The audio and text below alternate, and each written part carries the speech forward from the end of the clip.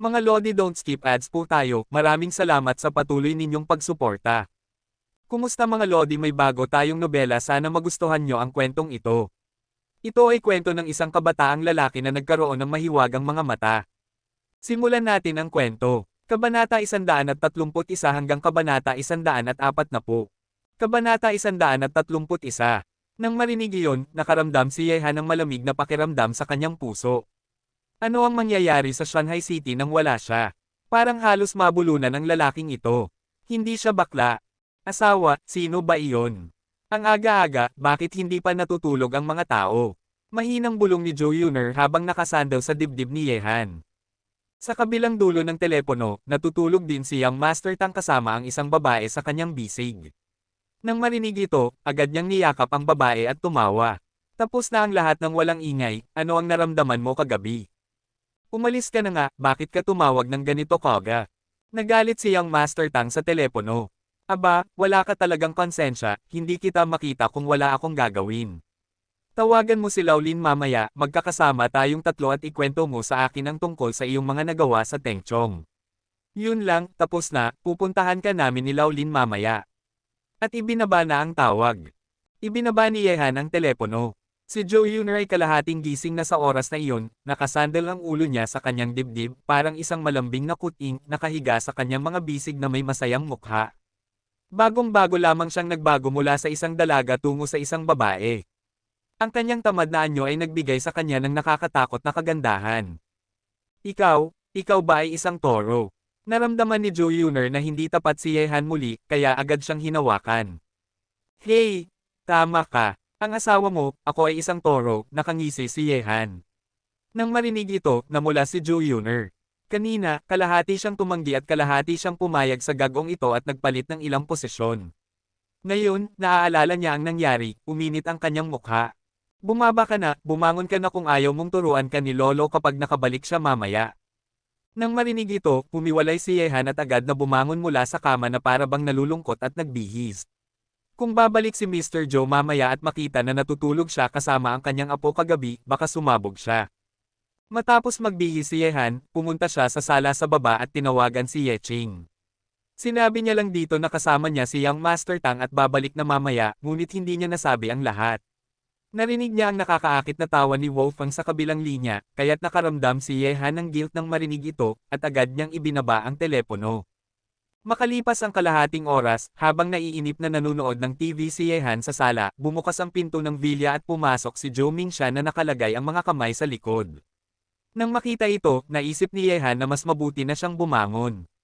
Maaga pa, kung mahuli siya ni Mr. Joe, malamang ay mapapahamak siya. Hoy! Yehan? Nandito ka na pala. Bakit hindi mo ako sinabihan nang dumating ka?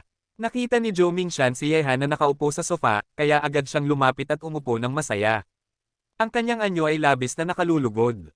Nang marinig ito, hindi namula si Yehan at sinabi, Lolo Joe, kaka-rating ko lang din.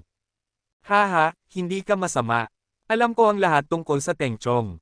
Natatakot ako na walang nakakaalam sa iyo sa industriya ng alahas sa China, Yehan.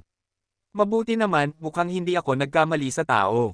Naipasa mo na ang iyong pagsubok, pumili ka ng isa pang masayang araw, at opisyal kitang tatanggapin bilang aking apprentice. Ano sa tingin mo? Tumingin si Zhou Mingshan kay Yehan na may ngiti. Sinabi ni Yehan, masyado nang huli para magalak ako na sumamba sa iyo bilang aking guro. Lahat ay nakasalalay kay Lolo Joe. Okay, sabihin nating ika-8 araw ng buwang ito. 1 linggo pa, sapat na para maghanda. Tumawa ng malakas si Zhou Mingshan. Matagal na niyang iniisip na gawing apprentice si Yehan, at naniniwala si Yehan na ang talento ni Shi Xiangxiang ay napakataas. Kung matutunan niya ang kanyang natatanging paraan ng pag-ukit, tiyak na malalampasan niya ito sa hinaharap.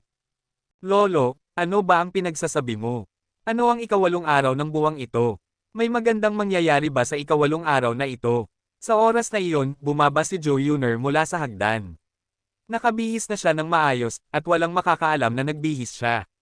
Sinaman ang tingin ni Zhou Mingshan si Joe Yuner. Yuner, bakit ka bumangon ngayon? Si Xiaohan ay matagal nang nandito at hindi kita nakita na lumabas para bumati. Nang marinig iyon, napangiti si Joe Yuner na parang nahihiya. Bakit hindi niya binati ang gagong ito?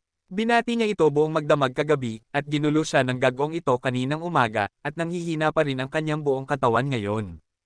Ngumiti ng nahihiya si Yehan at sinabi, Lolo Joe, okay lang ako. Siguro ay pagod lang si Yuner sa trabaho. Sinadya ni Yehan na bigyang diin ang salitang, trabaho. Sa isang sulok na hindi nakikita ni Joe Mingshan, palihim na sinulyapan ng gagong ito si Joe Yuner. Pareho nilang naunawaan ang ibig sabihin ng mga salita, at naunawaan ni Joe Yuner ang gagong ito. Pagkatapos ng isang sulyap, umupo siya sa sofa at nagtanong, Lolo, ano ang pinag-uusapan niyo kanina? Pakinggan ko rin. Ngumiti si Joe Mingshan at sinabi, pinag-uusapan namin ni Xiaohan ang tungkol sa apprenticeship. Nakatakda na ang oras, at ito ay sa ika-8 araw ng buwang ito. Mag-iimbite si Lolo ng ilang kaibigan sa oras na iyon, at ipapaubaya ko sa iyo ang pag-aayos ng mga bagay-bagay sa hotel. Talaga, pagkatapos ay tinignan ni Joe Yuner si Yehan. Ang swerte mo, mahirap na hindi ka sumikat pagkatapos sumamba sa aking lolo bilang guro pero may mas magandang suhestyon ako. Oh, mas magandang suhestyon, Yuner, pakinggan natin. Ngumiti si Joe Mingshan. Sinabi ni Joe Yuner, basta, may 2 piraso ng natural na jadeite ang gagong ito, ang isa ay itatabi natin bilang kayamanan ng tindahan, at ang isa ay ibebenta sa auction, pero ang kondisyon ay kailangan mong ukitin ang 2 piraso ng natural na jadeite, Lolo. Maaari itong ibenta sa auction, at pangalawa, maaari rin itong hikayatin ang mga tao na bisitahin ang ating sariling mga kayamanan. Siyempre, ang 2 piraso ng natural na jadeite ay dapat na may pangalan niya. 2 piraso ng natural na jadeite ang gagamitin para magkaroon ng momentum ang gagong ito. Sa tingin ko magiging maganda ang resulta. 2 piraso ng natural na jadeite. Nagduda si Joe Mingshan at tumingin kay Yehan.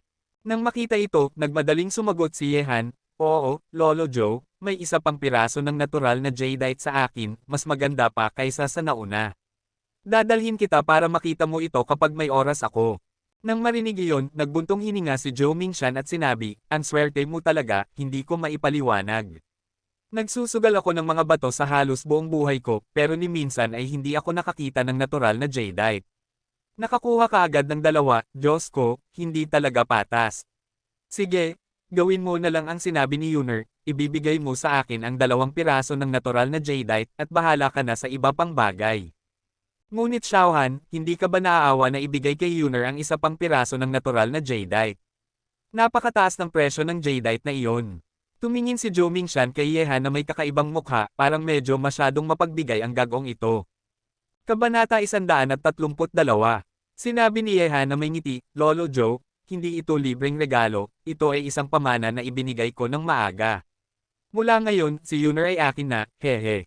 Nang marinig ito ni Joe Yuner, namula agad ang kanyang mukha, ngunit napakasweet sa kanyang puso. Dahil dito, agad na nagbiro si Joe Mingshan, alam kong wala kang mabuting intensyon, ngunit wala akong pakialam sa mga bagay mo, basta't tretuhin mo ng maayos si Yuner sa hinaharap. Matapos talakayin ang apprenticeship at ang 2 piraso ng jadeite, umalis si Yehan. Sa orihinal, gusto sanang dalhin ni Yehan si Joe Yuner para maglakad-lakad, ngunit isinasaalang-alang na ito ang kanyang unang pagkakataon bilang isang babae, hindi na siya nagsalita. Marami pang oras. Di nagtagal pagkatapos umalis ni Yehan sa villa ni Joe Yuner, tumawag si Young Master Tang, Hanzi, nasaan ka na? Bilasan mo sa Brilliant Hotel, kami ni Laolin ay naghihintay sa iyo dito. Saan kayo dalawa? Tanong ni Yehan. Sumagot si Young Master Tang, aba, hindi mo ba nakita na pagod ka kagabi? Hindi ba dapat ay imbitahan ka ni Laolin na maligo at mag-ehersisyo, hehe. Sa totoo lang, nagtawanan si Yehan at ibinaba ang telepono at nagmaneho papuntang Brilliant Hotel. Pagkalipas ng ilang sandali, nakarating si Yehan sa Brilliant Hotel. Matapos ay parada ang sasakyan, lumapit ang isang magandang waitress at ngumiti, Young Master Ye, nandito ka na. Naghihintay na sina Young Master Lin at Young Master Tang sa ika-4 na palapag. Sumunod ka sa akin. Okay, salamat. Sinundan ni Yehan ang waitress at sumakay sila sa elevator papuntang ika-4 na palapag. Ang palapag na ito ay isang leisure club kung saan may mga serbisyo tulad ng sauna at masahe. Nagbihis si Yehan at nagsuot ng bathrobe. Nang lumabas siya, ang waitress na nagdala sa kanya ay nagbihis din at ngumiti sa kanya, Young Master Ye, ako ang maglilingkod sa iyo ngayon, sumunod ka sa akin. Serbisyo. Sa pag-iisip ng mga salitang ito, kumabog ang puso ni Yehan. Maganda ang waitress na ito, ngunit kung talagang siya ang maglilingkod sa kanya, dapat niyang pag-isipan ito ng mabuti.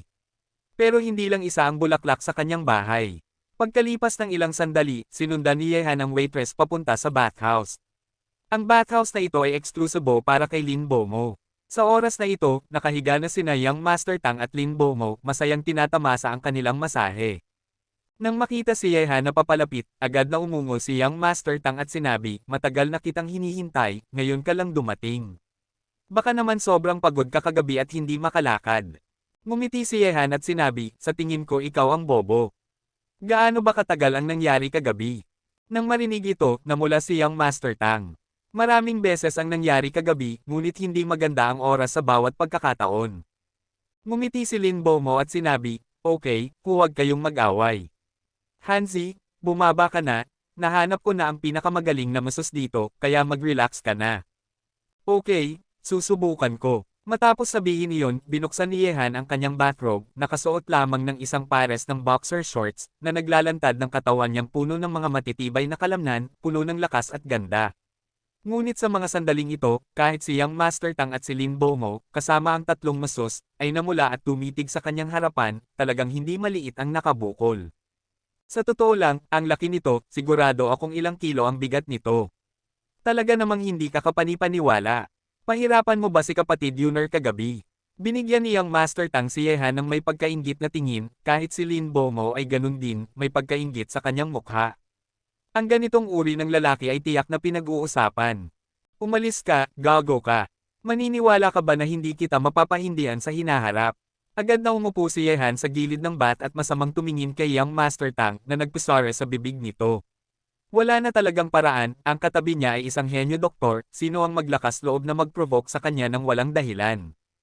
Ngumiti si Lin Bomo at sinabi, "Hanzi, naiinggit lang ang guy na ito sa iyo. Sa pamamagitan ng pagsabi, ang tindahan na hiningi mo sa akin na ipakita sa iyo noong nakaraan ay tapos na. Sa katunayan, may isang klinika sa lugar kung saan ka nakatira na hindi na makapagpatuloy. Kung nais mong ilipat ito, at ang presyo ay napakamura, nandyan ang lahat ng uri ng pasilidad, at maaari ka nang magsimula ng negosyo kaagad kung ito ay ibebenta." Nang marinig ang mga salita ni Lin Bomo, sinabi ni Yehan na may ngiti, "Sige, iyon ang lugar. Kuya Lin, balang araw ay dalhin mo ako roon para makita ito. Kung maaari, sa tingin ko ay magbubukas na ito. At ang Shanghai City ay may ilang pasyente na hindi pa nasusuri at nagamot." Agad na sinabi ni Young Master Tang, "Hanzi, kahit anong mangyari sa pagbubukas ng klinika, dapat itong magkaroon ng grand opening ceremony. Kailangan itong maging masaya, kung hindi ay magbubukas ka ng klinika na walang nakakaalam maliban sa mga taong nakakaalam. Kung sa tingin mo ay nakakapagod ito, ako ang bahala dito at ako ang mag-aasikaso para sa iyo." Tumango si Lin Bomo at sinabi, "Tama si Haibin. Dapat tayong magkaroon ng opening ceremony, just to make it auspicious." "Sige, pero ang pagbubukas ng negosyo ay mangyayari pagkatapos ng ikawalong araw ng buwang ito. Sa ikawalong araw ng buwang ito, opisyal na akong tatanggapin bilang apprentice ni Ginoong Joe. Dapat kayong dumating noon." Ngumiti si Yehan. "Sa totoo lang, bakit lahat ng magagandang bagay ay nangyayari sa iyo?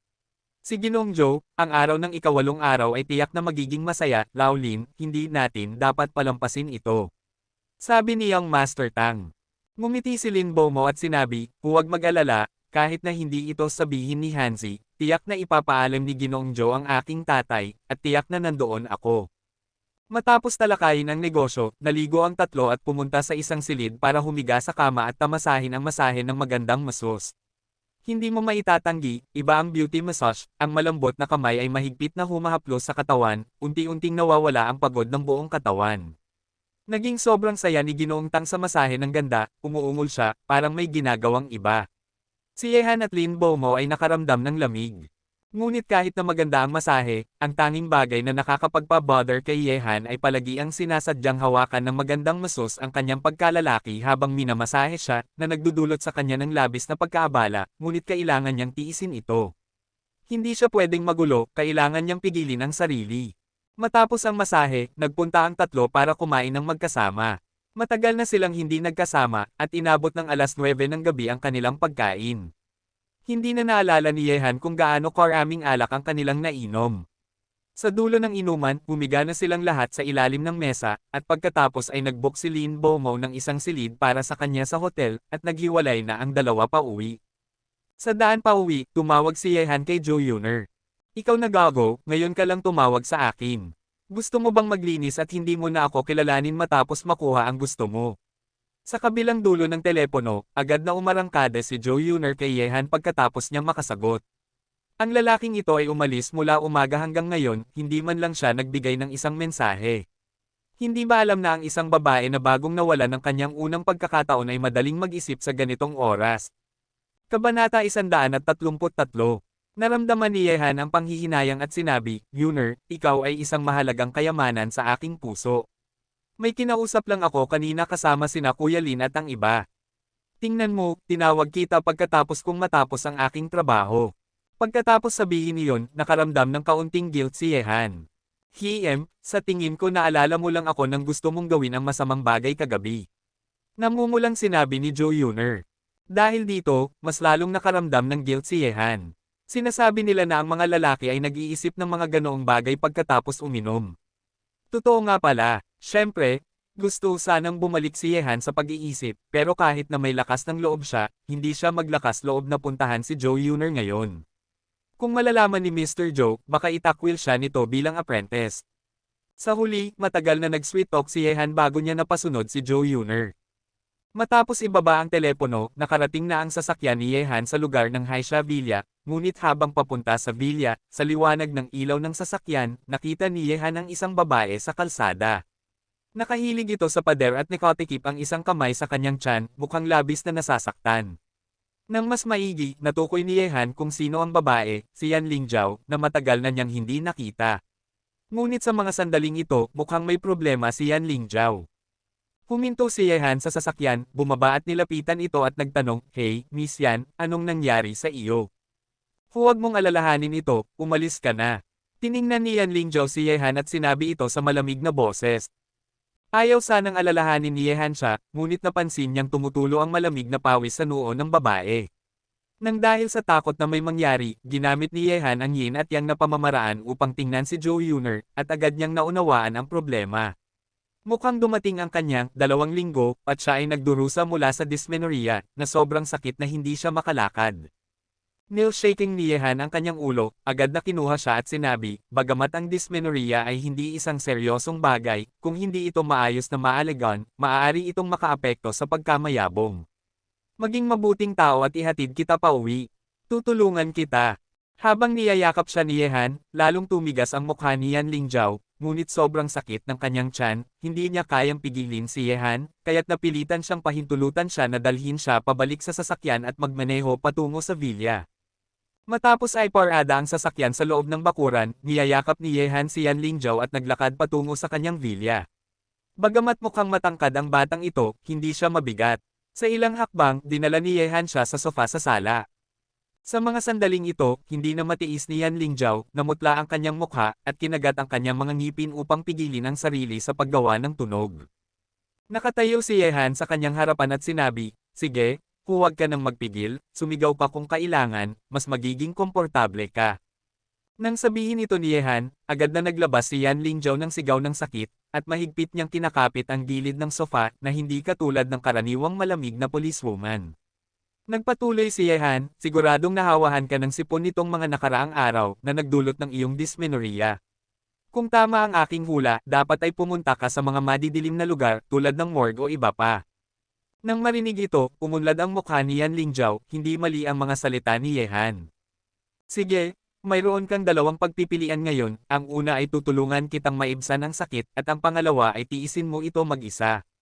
Tumingin si Yehan kay Yan Lingjiao, mahigpit na nakakapit ang batang babae sa kanyang tiyan, hindi niya rin kayang gawin ito. Nang marinig ito, nag-struggle ang mga mata ni Yan Lingjiao sa loob ng ilang sandali, at ang matinding sakit sa kanyang tiyan ay nagdulot sa kanyang katawan na makagat. Kung ikukumpara, mas nais pa niyang tulungan siya ni Yehan kaysa magpatuloy sa pagtiis ng sakit na ito. Kaya, pinakawalan niya ang kanyang kamay na nakatikip sa kanyang tiyan at malamig na sinabi, Sige, pero pinapayuhan kita na huwag maging pabigla-bigla, kung hindi, malalaman mo ang mga kahihinatnan. Nakapagsalita si Yehan na walang kaalam-alam, at sinabi, Sabi ko na nga ba, Miss Yan, tinutulungan mo ako at pinangangambahan mo ako ngayon, mayroon ka bang baril sa iyo? Pagkatapos sabihin ito, pinakawalan ni Yehan ang espiritual na enerhiya sa kanyang katawan patungo sa kanyang palad, at pagkatapos ay pinisil ito sa ibabang tiyan ni Yan Lingjiao. Ang dysmenorrhea ni Yan Lingzhao ay dulot ng lamig. Kailangan lang niyang gamitin ang espiritual na enerhiya upang maalis ang lamig na nasa kanyang katawan. Basta alisin lang ito.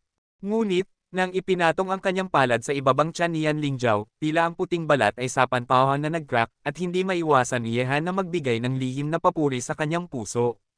Bagamat ang babaeng ito ay isang pulis, siya ay maayos na naaalagaan at ang kanyang ibabang tiyan ay napakasensitibo. Patag at makinis. Sa ilalim ng paggamot ng espiritual na enerhiya ni Yehan, makalipas ang ilang sandali, napansin ni Yan Lingzhao na hindi na kasing sakit ng dati ang kanyang ibabang tiyan, at unti-unting humihina ang sakit. Nang maramdaman ni Yehan na bumubuti si Yan Lingzhao, hindi siya tumigil. Kahit na pwede na itong itigil, naisip niyang tinulungan niya ang batang ito at siya pa ang nagbanta sa kanya, at ngayon ay mayroon siyang pagkakataong makuha ito, at siya ay nahahabag sa kanyang kabaitan. Kaya, tiningnan ni Yehan ang kanyang ilong gamit ang kanyang mga mata at ang kanyang puso gamit ang kanyang ilong, at patuloy na ginagamot ang katawan ni Yan Lingzhao na nakapikit ang kanyang mga mata. Pinapanood ni Yan Lingzhao si Yehan habang ginagamot siya na nakapikit ang mga mata, hindi siya nagmamasid, ngunit unti-unti, ang kamay ng salbaha ay umakyat ng umakyat, si Yehan ay humakbang pasulong, at ang kanyang purong dibdib ay malapit ng mahawakan. Nasobrahan ka na ba? Ang boses ni Yan Lingzhao ay mas malamig kaysa sa dati. Tumingin sa kamay ni Yehan na tila isang baboy, mas lalo pang tumigas ang kanyang mukha, ngunit ang kanyang mga pisngi ay unti-unting namula. "Pa, Miss Yan? Huwag mong guluhin ang aking paggamot. Ngayon ako ay isang doktor at ikaw ay isang pasyente." Sabi ni Yehan na napakakalmado. Nagsimula na siyang humanga sa kanyang walang kahihiyan. "Bastardo, kailangan mo bang hawakan ang aking dibdib para sa paggamot?" Sa mga sandaling ito, hindi na kayang pigilin ni Yehan ang kanyang kamay, at bigla niyang nahawakan ang baywang ni Yan Lingzhao, at kahit na inalog ito ng kanyang kamay. Nakita ang kanyang mga dibdib na nahawakan ni Yehan, halos pumatay si Yan Lingzhao. "Pa, ito? Isang pagkakamali. Isang sandaling pagkakamali." Nagsweat si Yehan sa kanyang puso, at hindi sinasadyang nontog ito. Nakita ang itsura ni Yehan, huminga ng malalim si Yan Lingzhao at sinubukang kalmehan ang sarili. Alam niya na siya ay nalinlang ng payos na lalaking ito na ginamit ang paggamot bilang dahilan sa kanyang harapan, na talagang sinasamantala siya. Kakaiba, talagang naniwala siya sa mga salita ng salbaha. "Bitawan mo ako, kung hindi mo ako bibitawan, puputulin ko ang iyong mga paa." Tumingin si Yan Lingzhao na walang emosyon, may pahayag ng pagpatay sa kanyang mga mata. Nang marinig ito, sinabi ni Yehan, na nakatingin sa kanyang yin-yang na mga mata, nang walang kabala, "Miss Yan, bakit ka nagmamadali? Huwag mong guluhin ang aking paggamot, hindi pa ako tapos." Sumimangot si Yan Lingzhao, "Paggamot? Mayroon bang doktor na nagtatanghal sa mga pasyente na may nosebleed?" Nang marinig ito, nagulat si Yehan at mabilis na pinunasan ito gamit ang kanyang mga kamay. "Oh, talagang may nosebleed ako." Nang makita ang dugo sa kanyang kamay, tumayo si Yehan at ngumiti ng awkwardly, ngunit nang tumayo si Yehan, biglang na-expose ang isang nakabukol na bahagi, at ito ay direktang naharap kay Yan Lingzhao. Kabanata 134. Ikaw na salbaha, lumingon ka. Tumingin si Yan Ling sa kinatatayuan ni Yehan, at nanginginig na nagsalita, may pahayag ng pagpatay sa kanyang mga mata. Tumingin pababa si Yehan at agad na nais niyang sampelan ang kanyang sarili ng 2 beses. "Aba, nakalimutan ko ang aking kapatid sa baba," at pagkatapos ay nagsabi siya na may pang-aasar. "Well, kumain ako ng maraming bagay na nakakainis kagabi, ito ay isang normal na reaksyon." "Miss Yanda, gumaling ka na? Iyon? Hindi na ako magtatagal, sa susunod na magkaroon ka ng dysmenorrhea, tandaan na lumapit sa akin para magamot ng libre, ito ang aking responsibilidad bilang isang doktor, huwag mo nang ihatid, Palam." Pagkatapos sabihin ito, agad na umalis si Yehan.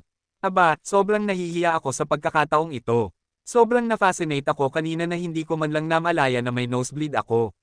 Sa pag-iisip nito, uminit ang mukha ni Yehan, sobrang nakakahiya. Ngunit hindi alam ni Yehan na sa likod niya, hinahanap na ni Yan Lingzhao ang mga baril sa vilya dahil sa galit. Nang makita si Yehan na umalis, sa wakas ay napigilan ni Yan Lingzhao ang pagnanais na habulin si Yehan gamit ang baril. Bumagsak siya sa sofa na may naguguluhang mukha. Totoo lang, hindi niya alam kung paano ilalarawan si Yehan. Hindi niya alam kung ano ang nararamdaman niya para sa kanya. Mula sa unang pagkikita ng dalawa, noong panahong iyon, interesado lang si Yan Lingzhao kay Yehan at nais niyang tuklasin ang kanyang mga sekreto, ngunit habang mas nakikilala niya ito at mas binibigyang pansin siya, naramdaman niyang naaakit siya kay Yehan. Ang misteryosong aura sa kanyang katawan ay nakakaakit sa kanya, at hindi na siya makalabas, lalo na dahil wala si Yehan sa Shanghai City sa loob ng ilang panahon, napansin niyang naiisip niya ang salbahan na ito paminsan-minsan.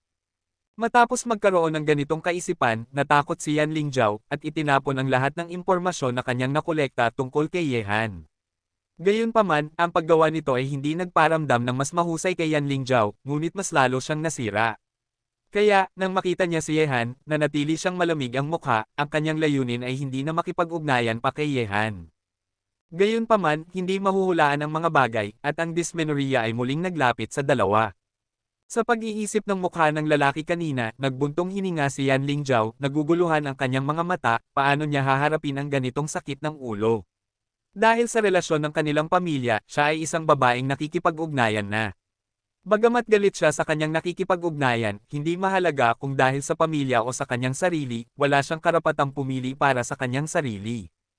Para sa mga taong nakatira sa bilog na iyon, ang salitang, malayang pag-ibig, ay isang luho para sa kanila, at hindi nila ito maisip. Higit pa rito, mayroon ng babae si Yehan sa tabi niya, kaya't hahayaan ba niyang makialam ang isang babae mula sa pamilya yan bilang third party? Sa pag-iisip nito, dahan-dahang pumikit si Yan Lingjiao, at biglang nag-imbon ng kalungkutan ang Villa. Matapos umalis sa Villa ni Yan Lingjiao, dumiretso si Yehan sa kanyang sariling tahanan. Sobrang nakakahiya ang nangyari kanina. Hindi sana siya matuklasan kung palihim siyang tumitingin, ngunit ang kanyang ilong ay nagbigay sa kanya ng isang nakakadismaya na pagkatalo. Nang bumalik si Yehan sa kanyang bilya, natuklasan niyang gising pa rin sina Ye Ching at Wolfgang, kasama si Xiao Qingcheng sa sala at nanunood ng soap opera. Nagtipon ng tatlo at tinalakay ang plot.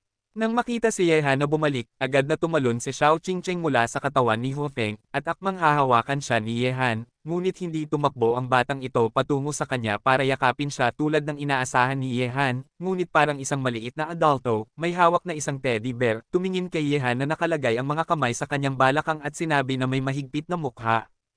Hiem, alam mo pa palang bumalik, sabihin mo, saan ka nag-fall around kagabi, ikaw na salbaha. Maging matapat ka. Nang marinig ito ni Yehan, agad siyang nakaramdam ng sakit sa kanyang puwet. Sino ang nagturo sa batang babaeng ito na magsabi ng ganoon? Tumingin si Yehan kina Ye Ching at Wolfgang, ang dalawang babae ay nakaupo at tumatawa. Hoy, anong tinitingnan nyo? Hindi mo pa sinasagot ang tanong ko, bilasan mo at ipaliwanag, o bibigyan ka ng parusa na maglaban ng aming tatlong damit na panloob sa loob ng isang buwan. Nang makita na hindi sinasagot ni Yehan ang kanyang mga salita, agad na nagmukhang hindi masaya si Xiao Qingcheng. Nang marinig ito, pumuti ang mukha ni Yehan, aba, hindi imposibleng maglaban ng damit na panloob sa loob ng isang buwan, ang problema ay, mayroon ka bang damit na panloob na ay lalabhan, batang babae? Hahaha, halos mamatay ako sa kakatawa, Qingcheng, ituloy mo. Kung hindi siya magsasabi ng totoo ngayon, hindi lang siya ang maglalaban ng kanyang damit na panloob, kundi pati na rin ang kanyang damit na panloob. Tumawa si Hu Feng at nagpaapoy na may itsura na natatakot sa kaguluhan. Nang marinig ang kanyang mga salita, agad na namula ang mukha ni Ye Ching. Nang marinig ito ni Xiao Qingcheng, lumingon siya kay Hu Feng na medyo nag-aalangan at sinabi, pero, Ate Hu Feng, paano kung magalit si Kuya? Hiem, maglakas loob ba siya? Tumingin si Wolfgang kay Yehan, at pagkatapos ay sinabi, may dalawa kang nakatatandang kapatid na sumusuporta sa iyo, ano ang kinakatakot mo? Pero, nag-aalangan pa rin si Xiao Qingcheng, paano kung magalit ang kanyang kapatid at hindi siya pansinin? Sige, hindi ba gusto mong turuan ka ng iyong ate kung paano lumaki? Hindi ba gusto mong maging kasing laki ng iyong ate? Nagmamalaki na umindayog si Hu Feng sa harap ni Xiao Qingcheng, pinapanood ang umindayog na kurba ng dibdib ni Hu Feng, nagmukhang naiinggit si Xiao Qingcheng, wala siyang ambisyon sa ngayon, gusto lang niyang gawing kasing laki ng dibdib ni Hu Feng ang kanyang patag na dibdib, dahil nang nasa Tengchong siya, natuklasan ng batang ito na talagang gustong tumitig ni Yehan kay Zhou Yuner, kaya, gusto rin niyang palakihin ang kanyang maliit na dibdib. Sa pag-iisip nito, biglang nagkaroon ng lakas ng loob si Xiao Qingcheng, at patuloy na tumingin kay Yehan at sinabi, narinig mo na lahat, magaan ang parusa kung umamin ka, at mabigat kung tumanggi ka. Kung hindi ka magiging matapat, ay lalabhan mo pa ang iyong damit na panloob ngayong buwan. Nang makita si Hu Feng na nagmamalaking iniindayog ang kanyang malalaking dibdib sa harap ni Xiao Qingcheng, hindi na nakapagsalita si Yehan sa loob ng ilang sandali, aba. Ang laki ng dibdib mo, nagmamalaki ka sa harap ng isang batang babae, hindi ba iyon pang-aapi? Oh, Tatlong babae sa isang palabas. Napahinga ng malalim si Yehan, pagkatapos ay lumuhad siya at tumingin kay Xiao Qingcheng at nagtanong, Qingcheng, sabihin mo muna sa kuya, sino ang nagturo sa iyo na magsabi ng ganyan? Huwag kang magsinungaling sa kuya, kung hindi, magagalit si kuya. Nang marinig ito, agad na nahiya si Xiao Qingcheng habang nakayakap sa teddy bear, kuya, hindi ko masabi. Kung sasabihin ko kay Ate Hofeng, hindi niya ako tuturuan kung paano palakiin ang aking dibdib. Kumunat ang mga sulok ng bibig ni Yehan. Aba, sino ba ito? Ang laki ng ambisyon ni Guida. Ang laki ng dibdib ng babaeng iyon, si Hofeng, ay maaaring lumampas sa D at umabot sa level ng E. Hindi pa siya ganap na nakakapag-develop ng maliit na dibdib, paano siya lalaki ng ganoon? Tumingin si Yehan kay Hofeng na may madilim na mukha, sabi ko na nga ba, maganda si Hofeng, kahit na gusto mong magturo ng mga tagapagmana, hindi mo kailangang simulan ito ngayon, at ituturo mo ang batang babaeng ito sa pagkabigo. Hiem, tuturuan ko ang ating maliit na Qingcheng na maging isang maliit na bruha, para kapag nag-aral na siya, hindi na siya maglakas loob na pansinin ng mga masamang tao. Niyakap ni Hofeng si Xiao Qingcheng sa kanyang kondongan, at pinahiga ang ulo ng bata sa kanyang katawan, nakaramdam ng kasabikan si Yehan sa loob ng ilang sandali. Kung siya ang makakahiga rito, magiging sobrang nakakakilig ang pakiramdam kahit na isipin mo lang. Kabanata 135. Saka, bakit kailangang mag-aral? Gusto bang mag-aral ni Xiao Qingcheng? Umupo si Yehan at nagtanong. Sumagot si Yeching, Xiaohan, tinalakay namin ito ni Ate Hofeng. Bata pa si Xiao Qingcheng at panahon na para mag-aral. Hindi problema ang manatili sa bahay buong araw. Narinig ko kay Yuner na lumaki ang batang ito sa templo. Hindi ito katanggap-tanggap, kailangan niyang matutong makihalubilo sa lipunan. Tumango si Yehan, mas maingat ang mga babae sa mga bagay na ito. Hindi niya naisip iyon, ngunit sinabi ni Yehan na may kaunting kahihiyan, kung mag-aaral siya, kailangan niya ng isang rehistro ng sambahayan, ang batang ito ay isang itim na residente pa rin, paano siya makakapag-aral? Madaling ayusin ito, sabi ni Wolfgang, ipagawa mo sa batang iyon na si Tang Haibin ang rehistro ng sambahayan, o mukhang kilala mo ang babae sa tabi, at maaari kanyang tulungan.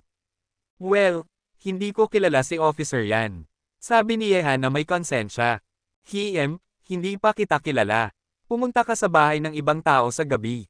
Gusto mo bang sabihin sa amin na ito ay isang relasyon lamang sa pagitan ng mga estranghero? Tumingin si Hofeng kay Yehan na may paghamak, at maging si Yeching ay tumingin sa kanya na may pagdududa.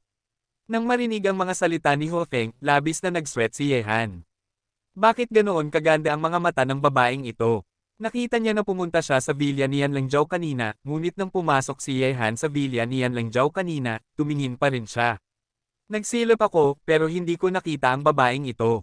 Seryosong sinabi ni Yehan, sabi ko na nga ba, Hofeng Beauty, huwag kang magkamali, tinatreto ko ang sakit ni Officer Yan, kung hindi ka naniniwala, maaari mo siyang tanungin. Sinabi ni Hofeng, hindi na ako mag-abala sa iyong mga kalokohan, pero paalalahanan mo na kita, hindi mo kayang asarin ang babae mula sa pamilya yan sa tabi para sa ngayon. Kapag lumampas ka na sa linya, magkakaroon ng malaking gulo. Hoy, paano naman ako?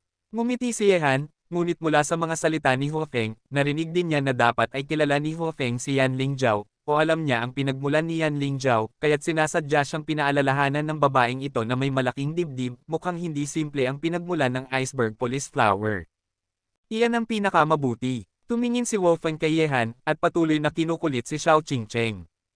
Itinuon ni Yehan ang kanyang paningin, at bigla, nang makita niya ang teddy bear sa kamay ni Xiao Qingcheng, napagtanto niyang nakalimutan niya ang isang malaking bagay.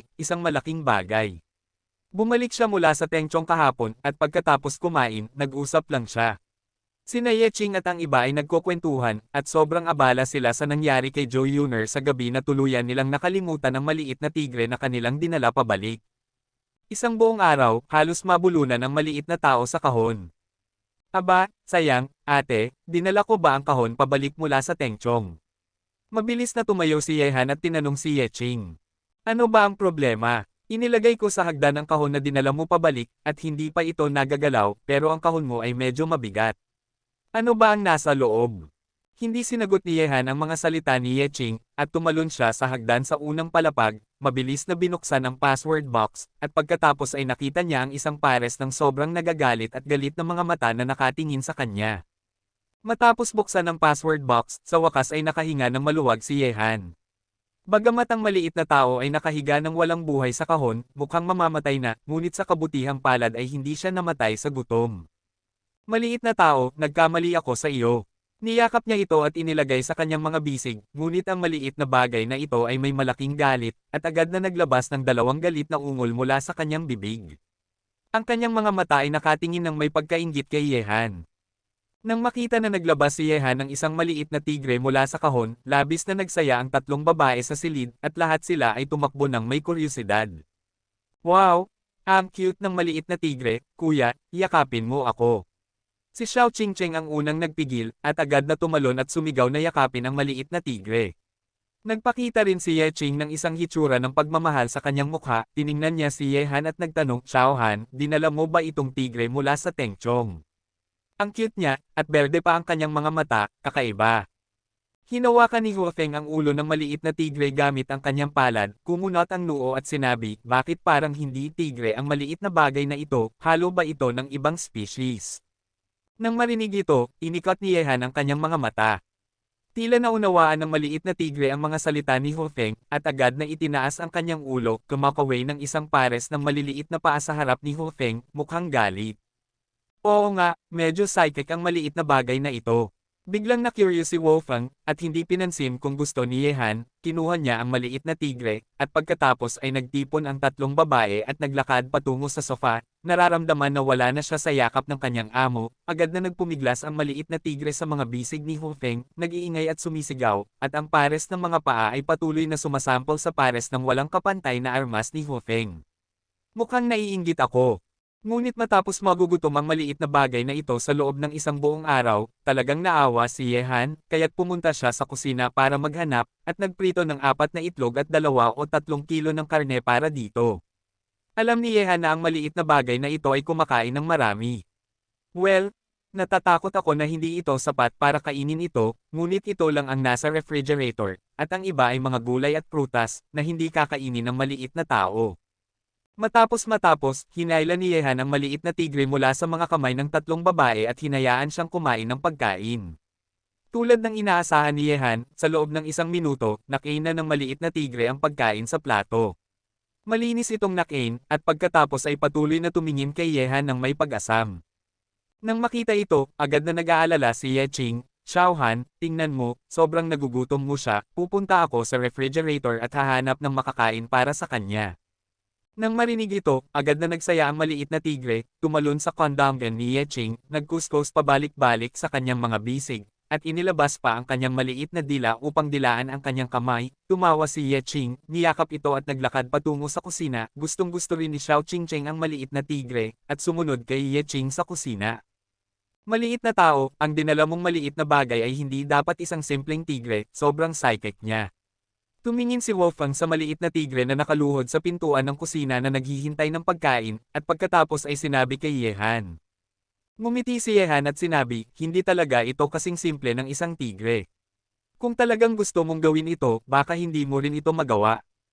Personal na nakita ni Yehan kung gaano kalakas ang maliit na tigre sa kagubatan. Sa isang ungol lang, maaari niyang talunin ang mga malalaking hayop sa kagubatan, at maaari pa niyang agad na patayin ang mga eksperto tulad ng mga Go Master. Paano magiging isang simpleng hayop ito? Tigre. Kasing misteryoso ba ito ng sinabi mo? Hindi naniwala si Huo Feng sa mga salita ni Yehan.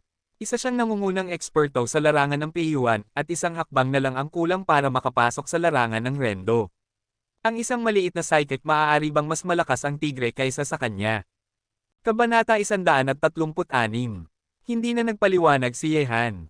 Nakahinga siya ng maluwag dahil mayroon na siyang maliit na kasama sa bahay na magbabantay sa nursing home sa hinaharap. Matapos pakainin ang maliit na tigre, 11:00 na ng gabi, at inaantok na ang tatlong babae, kaya't umakyat na silang lahat sa taas para matulog.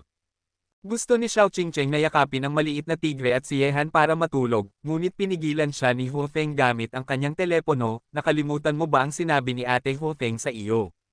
Ang pagtulog kasama ang mga lalaki ay nakakaapekto sa iyong paglaki, ngunit ang pagtulog kasama si Ate Huo Feng ay nagpapataas ng paglaki at pag-unlad mo. Ikaw ang pumili. Nang marinig ito, tiningnan ni Xiao Qingcheng ang pares ng walang kapantay na malalaking dibdib ni Hu Feng, pagkatapos ay umikot ang kanyang ulo ng 3 beses na may hirap at pinanood si Yehan na sumunod kay Hu Feng para matulog. Lihim na sinaway ni Yehan si Hu Feng sa sala, at pagkatapos ay umakyat sa taas na karga ang maliit na tigre. Matapos maligo, itinapon ni Yehan ang maliit na tigre sa gilid, umupo nang nakatawid ang mga binti sa kama at nagsimulang mag-ensayo. Ilang araw na rin siyang hindi nag-e-ensayo, kaya't hindi siya dapat magkamali sa aspektong ito. Nagising si Yehan ng alas 6 ng umaga.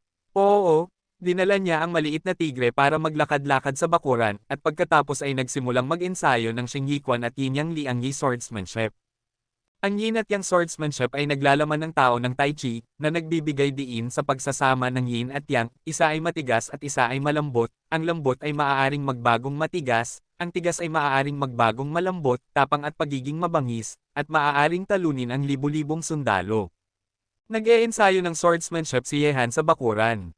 Sa oras na ito, nagising na rin si Hu Feng. Ang babaeng ito ay nakasuot ng pulang nightgown at nakasandal sa bintana para panuurin si Yehan na nag-e-ensayo ng kanyang espada, hindi nag-aalala na mawawala siya sa lahat, ang kanyang hanggang balikat na maikling buhok ay mukhang medyo magulo, ngunit hindi ito nakaapekto sa kagandahan ng babae. Ginagawa siyang mas matikas at marangya. Tinitingnan ng katawan ni Yehan, nagbuntong hininga si Wolfgang sa kanyang puso, ang bilis ng pag-unlad ng batang ito. Isa pa siyang kuripot na martial artist noong hindi pa siya pumunta sa Tengchong. Ngayon, halos maabutin na niya ako, ngunit ang batang ito. Ang salbaha ay hindi alam kung handa siyang sumali sa Security Bureau. Matagal na. Matapos magbuntong hininga, tiningnan ni Hu Feng ang vilya sa kabila.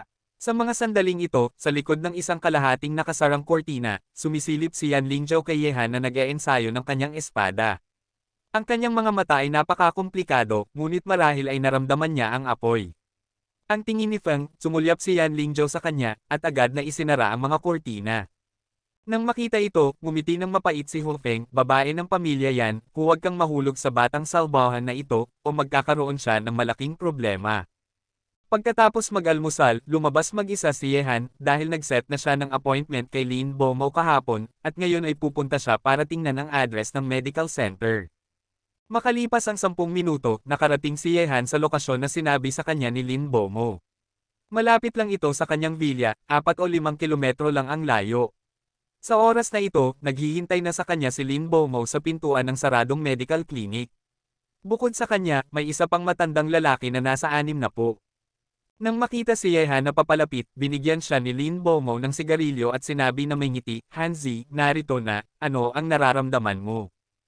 Tumingin si Yehan sa paligid, at nakita niyang maganda ang koneksyon ng lugar na ito, napakadali ng transportasyon, at wala itong ingay, na eksakto ang kanyang hinahanap. Well, Kuya Lin, maganda ang paningin mo, ito na ang lugar.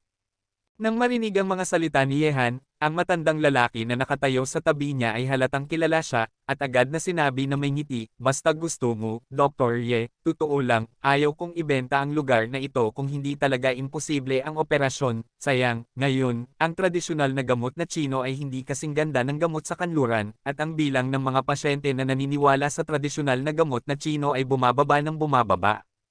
Tumingin si Yehan sa matandang lalaki at sinabi na may ngiti. Matanda, ang tradisyonal na gamot na Chino ay maaaring hindi masama kaysa sa gamot sa kanluran. Paano maihahambing ang mga bagay na ipinamana ng ating mga ninuno sa loob ng libu-libong taon sa gamot sa kanluran na naimbento lang sa loob ng ilang daang taon? May dahilan ang pagkakaroon. Maraming manggagamot na pandaraya sa larangan ng tradisyonal na gamot na Chino, na nagiging dahilan upang bumaba ang tiwala ng mundo sa tradisyonal na gamot na Chino. Gayunpaman, dahil minana natin ang mga bagay ng ating mga ninuno, dapat nating patuloy na mana at ipagpatuloy ito. Naniniwala ako na isang araw, ang ating tradisyonal na gamot na Chino ay magiging pangunahing daloy. Maganda ang sinabi mo. Mukhang tuwang-tuwa ang matandang lalaki. Mayroon din siyang parehong ideya kay Yehan na nais niyang i-promote ang tradisyonal na gamot na Chino, ngunit sa kasamaang palad, siya ay nag-iisa at mahina. Sir, dahil sa isang henyo na doktor tulad mo sa Shanghai City, naniniwala akong mapagtatanto ng mga tao ang kapangyarihan ng ating tradisyonal na gamot na Chino. Matapos mag-usap ng ilang sandali, pinirmahan ni Yehan ang kontrata ng paglipat kasama ang matandang lalaki. Ang pangalan ng matandang lalaking ito ay Liu Zongyan, na eksaktong kapareho ng sikat na tao noong sinaunang panahon. Ang tatlong henerasyon ng pamilya Liu ay pawang ipinanganak sa tradisyonal na gamot na Tsino, ngunit ang henerasyon na ipinamana kay Liu Zhongyan ay unti-unting bumaba. Matapos lagdaan ng kontrata, naglibot-libot si Ye Han sa medical hall. Kumpleto ang mga pasilidad dito at puno ng amoy ng mga antigo, ngunit ang amoy ng tradisyonal na gamot na Tsino ay masyadong malakas at bahagyang luma, ngunit hindi ito problema. Ang kaunting pagkukumpuni ay sapat na. Pagkatapos ng paglilibot sa pamamagitan ng pag-uusap, nalaman ni Ye Han na si Liu Zhongyan ay talagang magaling sa tradisyonal na gamot na Tsino, at malinaw niyang ipinaliwanag ang tradisyonal na gamot na Tsino. Master Ye, ang ating tradisyonal na gamot na Tsino ay gumagamit ng yin at yang at 5 elemento bilang teoretikal na batayan. At itinuturing ang katawan ng tao bilang chi, hugis, ang pagkakaisa ng Diyos, sa pamamagitan ng paraan ng pagtingin, pag-amoy, pagtatanong, paghawak, at pagsasama-sama ng 4 na pamamaraan ng pagsusuri, upang tuklasin ang etiology, kalikasan ng sakit, lokasyon ng sakit, pag-aralan ang pathogenesis at ang mga pagbabago ng mga panloob na organo, meridian, joints, chi, dugo at mga likido sa katawan ng tao, at hatulan ang mga kadahilanan ng sakit. Ito ay pataas at pababa, at pagkatapos ay ang pangalan ng sakit ay nagmula, at ang uri ng syndrome ay binubuod. Bagamat magkaiba tayo sa kasanayan, sa huli, tayo ay pawang nagmula sa iisang ugat, at sa hinaharap, kung may hindi ako maintindihan, hihingi ako sa iyo, Divine Doctor Ye, ng payo. Sinabi ni Ye Han, seryoso si Mr. Liu. Sa usapin ng seniority, ikaw ang aking nakatatanda. Magtulungan tayong matuto at ipagpatuloy ang mga bagay na ipinamana ng ating mga ninuno. Mayroon akong ideya. Gusto mo bang marinig ito, Mr. Liu? Ngumiti si Liu Zhongyan at sinabi, okay lang na sabihin ito ni Dr. Ye. Sinabi ni Ye Han, Mr. Liu, napakahusay ng iyong mga kasanayan sa medisina. Ngayon na sarado ang klinika, hindi ba sayang na sayangin ang lahat ng iyong kasanayan? Bakit hindi ka manatili dito pagkatapos itong muling buksan? Siyempre, Mr. Liu, maaari mong gawin ang gusto mo sa usapin ng taunang sahod, bukas. Nang marinig ang mga salita ni Ye Han, nagulantang si Liu Zhongyan. Hawak niya ang kamay ni Ye Han at sinabi, Dr. Ye, totoo ba ang sinasabi mo, maaari ba akong manatili dito? Totoo lang, ayaw ni Liu Zhongyan na magpahinga lang sa bahay sa hinaharap. Mayroon siyang mga kasanayan sa medisina, at mga ambisyon.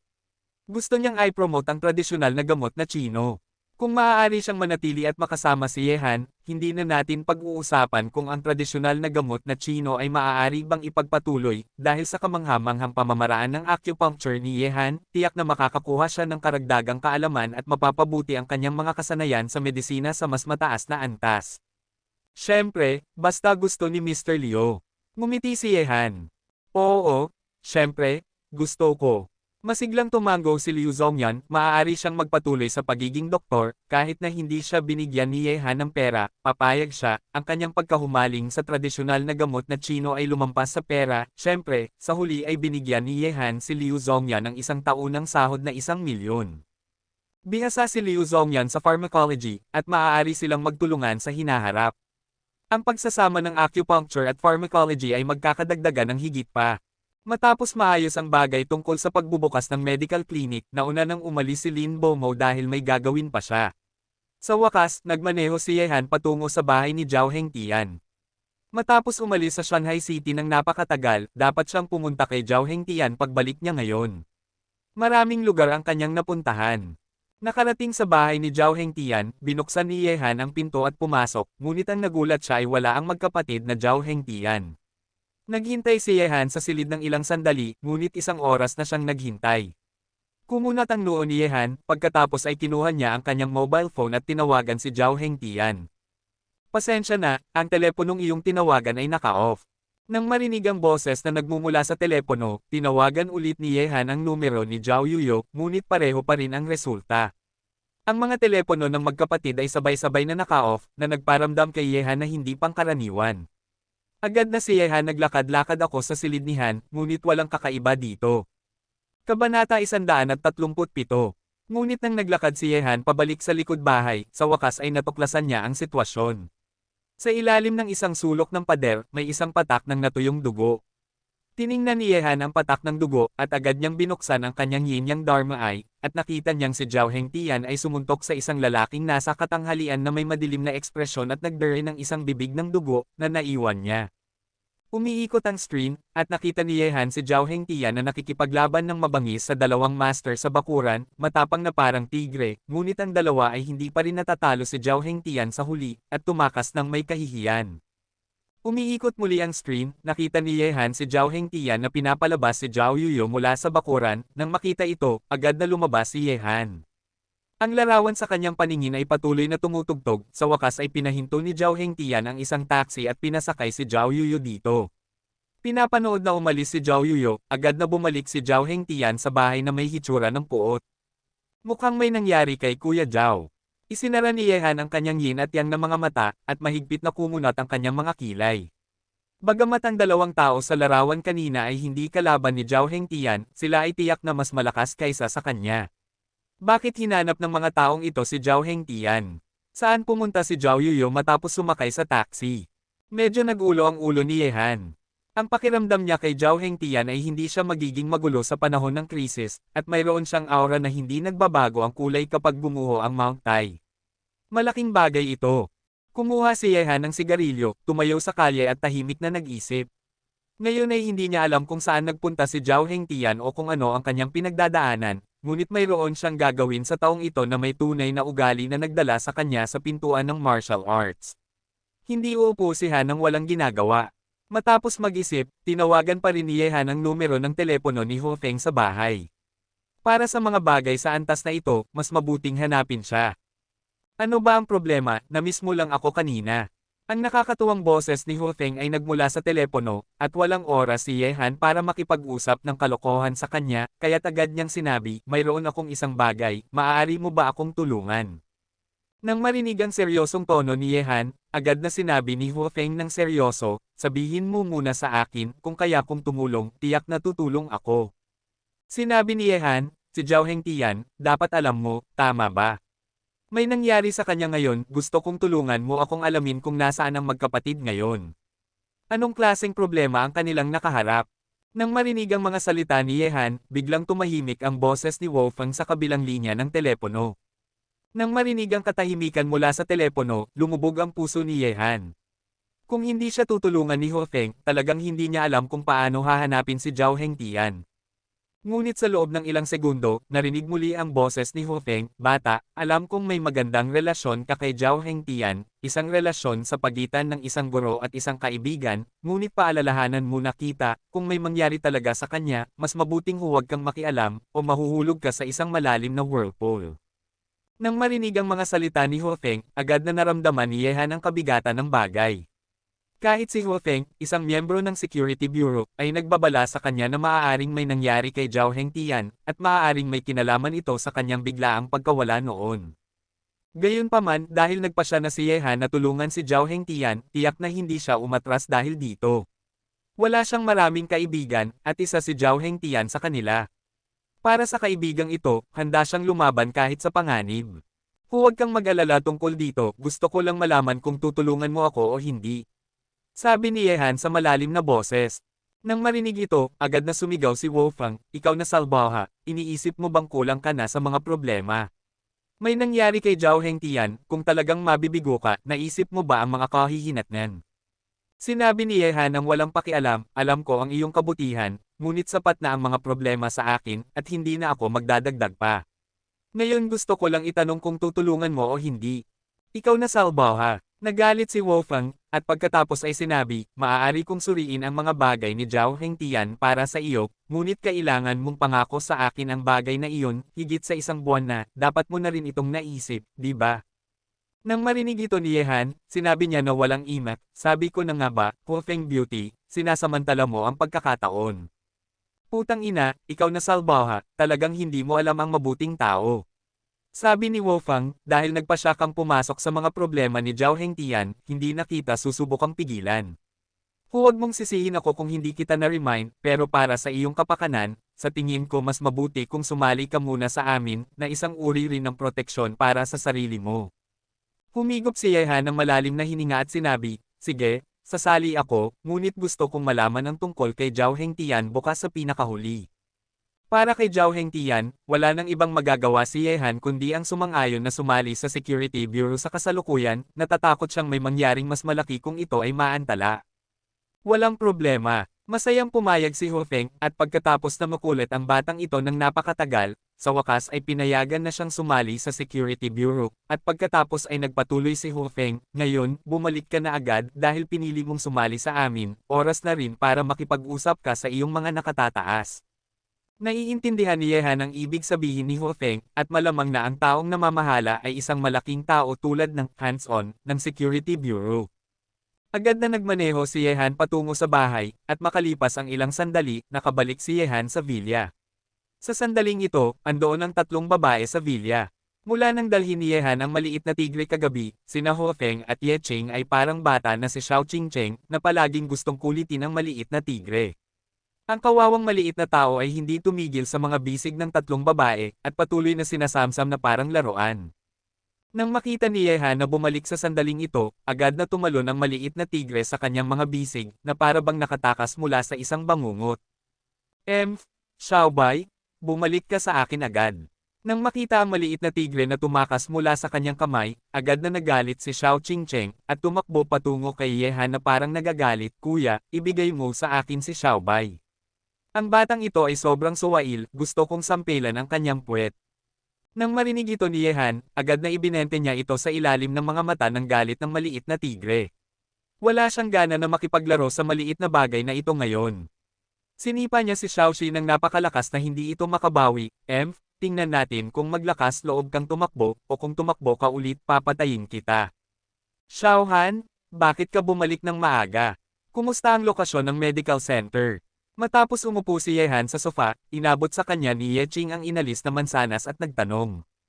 Kinuha ni Yehan ang mansanas mula kay Ye Ching, kumagit siya, at sinabi ng malabo, "Ate, inaasahan ko na. Kapag natapos ko na ang trabaho ko, maaari ng opisyal na buksan ang medical center ng ating pamilya." Talaga, napakaganda. Mas excited si Ye Ching nang marinig iyon, halos nababaliw na siya sa pag-uwi araw-araw, at palaging gustong lumabas at makahanap ng makakabuhayan. Kabanata 138. Nang marinig ni Wolfgang ang mga salita ni Yehan, inikot niya ang kanyang mga mata. Ang salbahing ito ay napakatapang na gusto niyang pag-usapan si Zhao Hengtian. Tumingin si Yehan kay Hu Feng sa mga sandaling ito, at sinabi, "Hu Feng Beauty, tara na, mag-usap tayo sa taas." Tumango si Hu Feng, pagkatapos ay tumayo at inayos ang kanyang cheongsam, pinitik ang kanyang matatabang puwet at naglakad paitaas. Sinabi ni Yehan kay Ye Ching, "Ate, sasama ako sa kanya para mag-usap ng isang bagay, ikaw muna ang maglaro sa buong lungsod." Tumango si Ye Ching at pinanood si Yehan na umakyat sa hagdan kasunod ng puwet ni Hu Feng. Nang makita ito, kinuyam ni Xiao Qingcheng ang kanyang mga labi at sinabi, ang kuya ko ay isang malaking manyak, Ate Ye Ching, tingnan mo, nakatitig ang kuya ko sa malaking puwet ni Ate Hu Feng, sayang, hindi ko man lang siya nakitang tumitig sa puwet ko." Pagkatapos sabihin niyon, ang batang babae ay mukhang nagdadalamati, at malupit na inabuso ang maliit na tigre sa kanyang mga bisig, kinurot ang maliit na tao at sumisigaw, patuloy na nagpupumigla sa kanyang mga bisig. Nang marinig ito ni Ye Ching, hindi siya makapaniwala. Anong klaseng pag-iisip ba ang batang babaeng ito? Kahit na sa murang edad, naiisip na niya ang mga bagay na ito. Mukhang marami nang itinuturo ni Wolfgang sa batang ito. Ngunit habang pinapanood na nawawala sina Hu Feng at Yehan sa hagdan, nagbuntong hininga si Ye Ching. Matapos manirahan kasama si Hu Feng ng napakatagal, nakita na niya na hindi lang basta-basta nagbakasyon si Hu Feng sa Shanghai City at nawala ang kanyang pitaka at ID card. Pumunta siya rito para kay Yehan. Hindi bobo si Ye Ching tungkol dito, sa katunayan, nakita na niya ito, ngunit hindi niya ito sinabi ng malinaw. Naniniwala siyang ipapaliwanag ni Yehan ang lahat sa kanya kapag dumating ang tamang panahon. Nakarating sa silid ni Hu Feng, umupo si Yehan sa kama ni Hu Feng, naamoy ang mahinang pabango ng babae mula sa itaas, na may mukha na puno ng pagkahumaling. Hindi pinansin ni Hu Feng ang pag-uugali ng lalaking ito, at diretsyong binuksan ang computer, nagsimulang makipag-ugnayan sa kanyang supervisor. Pagkalipas ng ilang sandali, lumitaw ang isang video window, at pagkatapos ay isang lalaking nasa katanghalian na may parisukat na mukha ang lumitaw sa screen ng computer. Hu Feng, nawala na ang batang iyon, bakit hindi mo siya makita? Ang boses ni Sito Shenchen. Hu Feng, nawala na ang batang iyon, bakit hindi mo siya makita? Ang boses ni Sito Shenchen, direktor ng Huaxia Security Bureau, ay nagmula sa computer. Makapal at malakas ito, at lumayo si Hu Feng mula sa kanyang katawan, na nagpapahintulot kay Ye Han, na nakahiga sa kama, na lumitaw sa computer. Sa screen, sa punong tanggapan ng Security Bureau, tiningnan ni Sito Shenshen si Ye Han, na nakahiga sa kama na nakabuka ang mga binti, at agad nang umisi, at sinabi, umakyat ka at humiga, ikaw ang unang bata. Nang marinig ito, agad na sinipa ni Hu Feng si Ye Han, at pagkatapos ay tumayo si Ye Han. Tiningnan niya si Sito Shenshen sa computer, at sinabi na may ngiti, wala akong pagnanasa, iba ako sa iyo, mayroon akong pagnanasa at tapang, kaya maaari akong maging unang tao na kumakain ng alimango. Pero sa daan, ang kama ng babaeng ito ay talagang masarap. Nang marinig ito, nagdilim ang mukha ni Sito Shenshen. Alam na niya mula kay Hu Feng na si Ye Han ay isang talagang makapal na mukha. Ngayon na nakita niya ito, talagang ganoon siya. Nang marinig ni Hu Feng ang mga salita ni Ye Han, agad siyang inikutan ng mata, ngunit naisip lang ni Ye Han na binabaril siya nito. Sige, huwag mo na akong kausapin tungkol dito, bata ka. Ngayon, pag-usapan natin ang negosyo. Talaga bang handa kang sumali sa Security Bureau? Isipin mo muna ng mabuti. Kapag pinili mong sumali, wala ka ng pagkakataong magsisi. Tumingin si Sito Shenshen kay Ye Han at sinabi. Inikot ni Ye Han ang kanyang mga mata at sinabi, tungkol sa bagay na ito, sasabihin ko lang sa iyo ang taong namamahala sa Security Bureau, ikaw ba ang namamahala sa Security Bureau? Nang marinig ito, nagdilim muli ang mukha ni Sito Shenshen.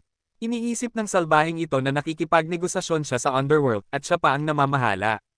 Aasikasuhin ko ang kapatid mo. Tiningnan ni Hu Feng si Sito Shenshen na may itim na mukha sa screen ng computer, bigla siyang nagsimulang tumawa sa tabi niya. Siya ang unang nakasakal sa kanilang leader ng 2 beses, ang salbahing ito, nahihiya si Sito Shenshen. Ubo siya at sinabi, Ye Han, ako ang direktor ng Security Bureau.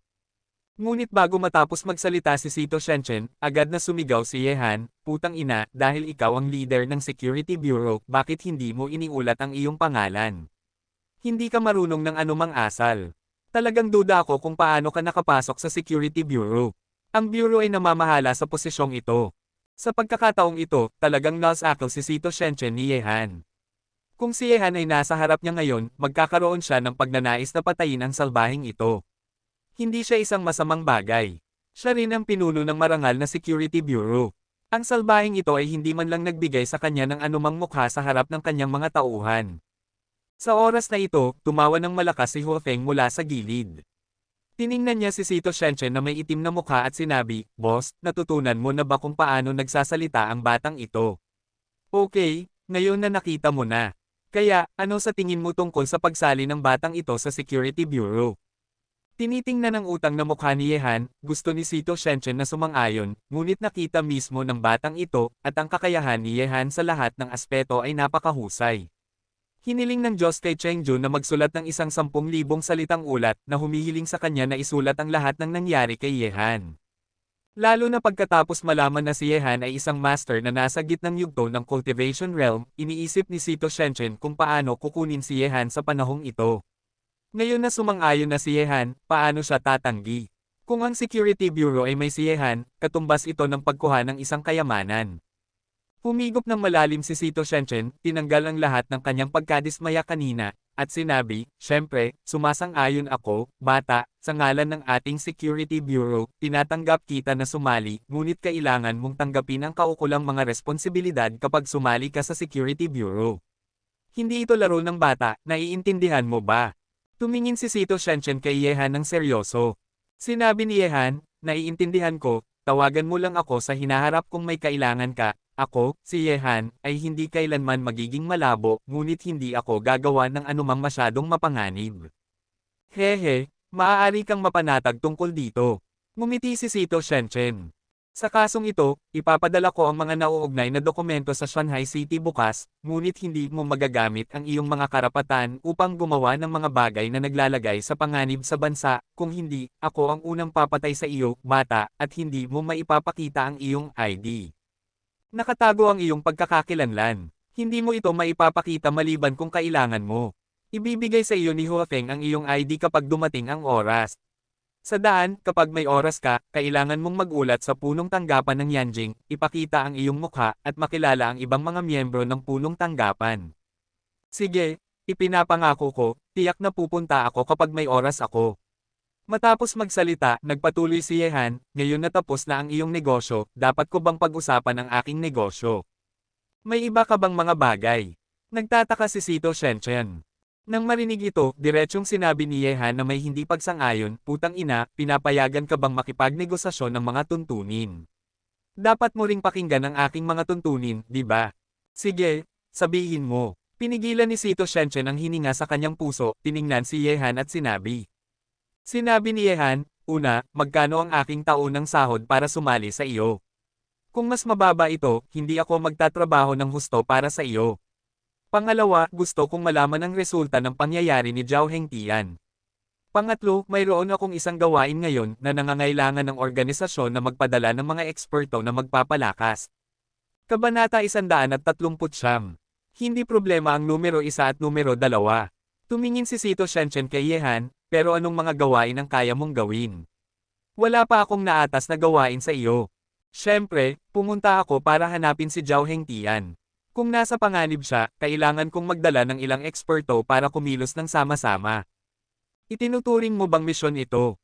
Pinigilan ni Sito Shenchen ang pagnanais na sirain ang mukha ni Yehan sa screen gamit ang isang suntok. Kapatid mo, ito ay personal mong problema, okay. Gusto mo pa bang kumuha ng master mula sa akin? Ikaw, gamitin ang mga puwersa ng seguridad ng bansa, sa tingin ko ay ayaw mo nang mabuhay. Siyempre, bakit ka hindi sasang-ayon? Titig na titig si Yehan kay Sito Shenchen. Tumingin si Sito Shenchen kay Yehan, kinagat ang kanyang ngipin, at sinabi na may madilim na mukha, putang ina, ako ang kumakatawan sa punong tanggapan at binabawi ko ang iyong misyon. Matapos magsalita, nagdilim ang screen ng computer, at nawala si Sito Shenchen sa screen, ngunit maiisip na si Sito Shenchen ay maaaring napakagalit sa mga sandaling ito, at ganoon nga. Damn boy, kapag dumating ka sa Yanjing, kailangan kitang habarin ng balat. Mapait na sinabi ni Sito Shenchen. Ilang minuto lang siyang nakausap kay Yehan, at naramdaman niyang hindi pa siya nagagalit ng ganito sa loob ng isang taon. Marami, kumuha ng napakaraming tao, ito ang unang pagkakataon na nakaharap siya sa isang tao na kasing galing ni Yehan. Putang ina, ang leader ng marangal na security bureau ay napakakuripot, hindi man lang siya pumayag na maglipat ng ilang eksperto. Tiningnan ni Yehan ang itim na screen ng computer na may hitsura ng paghamak, ngunit ang pangungusap na ito ay sinabi lang ni Yehan ng basta-basta. Pag-uusap, hindi niya inaasahan na sasang-ayon si Sito Shenchen sa kanya, basta't sumang-ayon si Sito Shenchen na tulungan siyang alamin ang tungkol kay Zhao Hengtian. Tumawa si Hu Feng at sinabi, ikaw na salbaha, huwag kang magmalaki. Hindi ko pa nakikitang nagalit ng ganito ang boss ko. Mag-ingat ka at bibigyan kita ng sapatos kapag pumunta ako sa Yanjing. Titig na titig si Yehan kay Hu Feng at sinabi, ang matandang lalaking ito ay hindi mukhang kuripot. Kalimutan mo na, magsuot ka lang ng maliliit na sapatos.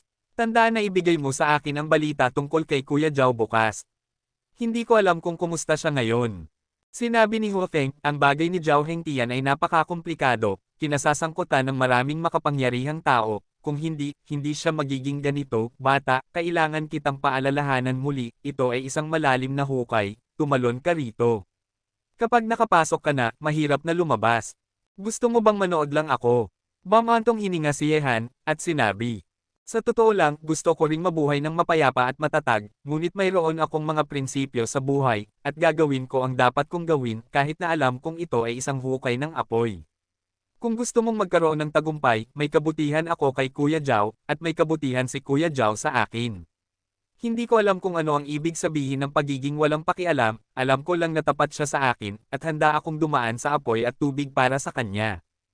Alam ni Hu Feng na bagaman si Yehan ay tila nagbibiro sa kanya buong araw at mukhang isang maliit na hooligan, sa kaloob-looban ay napakamapagmahal niya, hindi nabanggitin si Zhao Hengtian, si Tang Haibin sa kanyang tabi, si Lin Beimo, sino mang nagkaroon ng aksidente, tutulungan niya ng walang pag-aalala sa mga kahihinatnan tulad ng ngayon. Sa daan, sabihin mo sa akin ang tungkol kay Kuya Zhao. Ang hari ng Timog Kanluran ay naging baldado noon. Natatakot akong maraming lihim ang nasa loob nito. Umupo si Yehan sa kama ni Hu Feng, tiningnan siya at sinabi, lumapit si Wu Feng kay Yehan at umupo, inayos ang kanyang mga iniisip at sinabi, pag-uusapan natin si Zhao Hengtian, siya ay isang dakilang tao noon. Magsimula tayo sa pagpapalaya sa Xingyi Gate. Pinalayas mula sa Xingyi Gate. Tumingin si Yehan kay Hu Feng. Tumango si Wolfeng at sinabi, noong mga unang taon, si Zhao Hengtian ay isang panloob na disipulo ng Xingyi sect, at siya ay napakatalentado, ngunit dahil sa ilang hindi kilalang dahilan, pinalayas siya mula sa Xingyi sect at naging isang abandonadong disipulo. Nagsikap si Hengtian sa ilalim ng lupa ng mag-isa, umaasa sa kanyang kahangahangang lakas at kamangha-manghang kasanayan sa pagsusugal, mabilis siyang nakakuha ng isang lugar sa rehiyon ng Timog Kanluran, ngunit sa panahong iyon, maraming tao ang may mga ideya tungkol sa masaganang lupain na ito sa rehiyon ng Timog Kanluran, tulad ng South China Chanzhen. Southern China Chanzhen. Nagulat ang ekspresyon ni Yehan. Narinig na niya ang pangalang ito noon. Ang taong ito ay namumuno sa rehiyon ng Timog China at makapangyarihan. Mayroon siyang malalim na pundasyon sa Xinjiang at Macau. Maaari siyang ituring na hari ng isang partido, tama. Tama iyon, siya iyon. Sinabi ni Wolfang, noong mga panahong iyon, nagkaroon ng matinding labanan sina Zhao Hengtian at South China Chanzhen sa ilalim ng lupa. Siyempre, hindi lang si South China Chanzhen ang nagkaroon ng matinding laban kay Zhao Hengtian. Zhao Hengtian, nang lumaban ang tatlong pamilyang ito, sa wakas ay nag-ingay sila sa mga opisyal ng mataas na antas ng bansa. Ang bansa ang nagpatigil sa kanila sa pakikipaglaban, ngunit bagaman nanalo si Zhao Hengtian, nagwagi rin siya ng masama, at sa huling pagsusugal, siya ay binigyan pa rin ng gamot, kaya't nawala siya sa ilalim ng lupa sa loob ng ilang taon. Ito na ba ang katapusan? Tumingin si Yehan kay Huafeng. Nang marinig ito, binigyan siya ni Huafeng ng galit na tingin, at sinabi, ano pa ang gusto mo? Iniisip mo bang madaling harapin sina Huanan Chanzhen at Xing Yiman? Sasabihin ko sa iyo, ang kasalukuyang Huanan Chanzhen ay isa sa nangungunang tatlong master sa listahan ng Tigre. Isa, magiging kalaban pa ba siya ni Zhao Hengtian pagkatapos ng ilang taong katahimikan? Ang taong ito ay kinatatakutan pa ng ating Security Bureau, hindi nabanggitin na ang kaaway ni Zhao Hengtian ay mayroon ding kanyang sekta, ang Xing Yiman ay isa sa nangungunang 10 sekta sa China. Isa, napakaraming master sa loob, at ang pamana ay mas nakakatakot kaysa kay South China Chanzhen. Kung ang aksidente ni Zhao Hengtian sa pagkakataong ito ay dahil sa kanila, hindi mo alam kung paano ka mapapatay kung tatakbo ka ng may kaunting kakayahan. Nang marinig ito, kinusot ni Yehan ang kanyang ilong ng may pagkainis, mukhang talagang makapangyarihan ang kaaway ni Zhao Hengtian, isang South China Chanzhen ay napakahirap ng harapin, ngunit mayroon ding Xingyi Gate sa likod niya, ito ay isang super boss. Sa daan, anong listahan ba ito sa listahan ng Tigre? Si Huanan Chanzhen ay isa sa nangungunang tatlong master sa listahan ng Tigre, at medyo mausisa si Yehan tungkol sa listahan ng Tigre. Sumagot si Huafeng, ang listahan ng Tigre ay isang listahan na ginagamit ng Chinese underground world upang uriin ang lakas ng ilang practitioner. Ang mga nakapasok sa listahang ito ay pawang napakatalino. Noong mga panahong iyon, si Zhao Hengtian ay nasa ika-9 na pwesto sa listahan ng Tigre. Siyempre, bukod sa listahan ng Tigre, mayroon ding pinakamataas na listahan ng Dragon. Ang mga tao sa listahan ng Dragon ay mas makapangyarihan kaysa sa listahan ng Tigre, ngunit ang mga taong ito ay karaniwang mga lumang halimaw na hindi nakikita sa mundo, at mahirap silang makita. Matapos magsalita si Huafeng, agad na naramdaman ni Yehan na talagang maraming master sa mundong ito. Kung ihahambing sa mga taong ito sa kanyang lakas, natatakot siya na kaya siyang pisilin ng iba hanggang mamatay gamit ang isang daliri. Kumusta, gusto mo pa bang tulungan si Zhao Hengtian? Tumingin si Huafeng kay Yehan at nagtanong. Bakit hindi ako pupunta? Tanong pabalik ni Yehan, at sinabi, dahil napakaraming master, sayang kung hindi ako pupunta para makilala sila. Gayunpaman, ang aking kapatid ay isang martial arts prodigy din. Kung mag-e-ensayo ka ng higit pa, marahil magagawa ko ito sa araw na iyon. Maglaro tayo sa Dragon and Tiger list. Nang marinig ito, agad na nena si Huafeng. Hindi niya itinanggi na dahil sa talento ni Yehan, maaari siyang makapasok sa listahan ng Tigre. Kung maganda ang pagkakataon, maaari pa siyang maging isang super expert sa listahan ng Dragon, ngunit ngayon gusto lang niyang makipagkompetensya sa mga taong ito. Masyado bang mahaba? Matapos umalis sa silid ni Huafeng, hindi agad bumaba si Yehan, ngunit pumunta sa kanyang sariling silid. Matapos marinig ang mga lihim ni Huafeng na hindi alam ng mga ordinaryong tao, talagang nakaramdam siya ng maraming presyon. Gusto niyang tumaas, tulad ni Zhao Hengtian noon, magkakaroon siya ng mga kaaway, at kung gusto niyang mabuhay ng mapayapa at matatag, bukod sa patuloy na pagpapalakas ng kanyang sarili, ang kanyang lakas lamang ay tila masyadong mahina. Sa simula, ito ay ang huling kinalabasan ni Zhao Hengtian dahil sa isang tao. Kaya, malalim na nag-iisip si Yehan, ano ang dapat niyang gawin sa hinaharap. Magkakaroon ba siya ng kayamanan na hindi maihahambing sa isang bansa? O may kapangyarihan na ikatakot ng mga tao? Matapos mag-isip, biglang nakaramdam ng sakit ng ulo si Yehan. Napakahirap para sa kanya na gawin ang dalawa. Gayunpaman, ang dalawang pag-iisip na ito ay nag-iwan na ng marka sa isip ni Yehan. Kung ang bansang kaaway ay may kayamanan at sobrang lakas, sino ang maaaring magbanta sa kanya? Sino ang maaari pa ring magbanta sa mga tao sa paligid niya? Sa panahong iyon, ang mundo ay talagang hahayaan siyang magkaroon ng kanyang kagustuhan. Kabanata 140. Talagang hindi nagmamalaki ang intelligence system ng Security Bureau. Alam na ni Yehan ang kinaroroonan ni Zhao Yuyu kinabukasan, ngunit patuloy pa ring iniimbestigahan ng Security Bureau ang kinaroroonan ni Zhao Hengtian. Hindi man lang siya kumain, kaya kinuha niya ang Longquan Sword at pinatakbo ang kanyang Bauma X6 palabas. Ayon sa impormasyon mula sa Security Bureau, si Zhao Yuyu ay nasa isang maliit na nayon sa isang prefecture-level city sa Jiangsu Province, na katabi ng Shanghai City. Aabutin ng ilang oras para makarating si Yehan sa Jiangsu Province. Sa panahong ito, tumawag si Yehan kay Zhou Yuner, at nag-usap sila tungkol sa pag-ibig at ilang malabong paksa. Ngunit laking gulat ni Yehan, si Zhou Yuner, na naging babae, ay mas matapang pa sa kanya, at diretsyong niligawan siya sa telepono. Ngayon na may isang napakahalagang bagay, gusto ni Yehan na ibalik ang sasakyan, at parusahan ng husto ang babaeng iyon, para malaman niya na may presyo ang pagligaw sa kanya. Matapos ibaba ang telepono, nag-focus si Yehan sa pagmamaneho. Hindi pa rin niya alam kung nasaan si Zhao Hengtian. Kailangan niyang hanapin muna si Zhao Yuyu at tingnan kung makakakuha siya ng impormasyon mula sa kanya. Makalipas ang 3 oras, naihatid na ni Yehan ang sasakyan. Pumasok siya sa Jiangsu Province, at pagkatapos ay diretsyong nagmaneho patungo sa Zaiwu City sa ibaba ng Jiangsu Province. Si Zhao Yuyu ay nasa isang maliit na nayon sa bundok sa Zaiwu City. Hindi niya alam kung bakit siya narito. Halos 2 linggo na siyang narito, at hindi pa siya nakikipag-ugnayan sa labas ng mundo. Gayunpaman, medyo nagalit si Yehan, nagkaroon ng malaking insidente si Zhao Hengtian, at hindi man lang siya tinawagan ng babaeng ito. Ang nayon sa bundok kung saan naroroon si Zhao Yuyu ay medyo liblib. Kung gusto mong pumunta doon, hindi ka makakapasok ng sasakyan. Maaari ka lang maglakad sa daan sa bundok. Pinatakbo ni Yehan ang sasakyan ng paulit-ulit hanggang sa tanging daan patungo sa nayon sa bundok. Wala nang kalsada sa harap niya, tanging ilang paikot-ikot na landas na nagkalat. Ngunit dito, nakakita rin si Yehan ng isang nakaparadang sasakyan.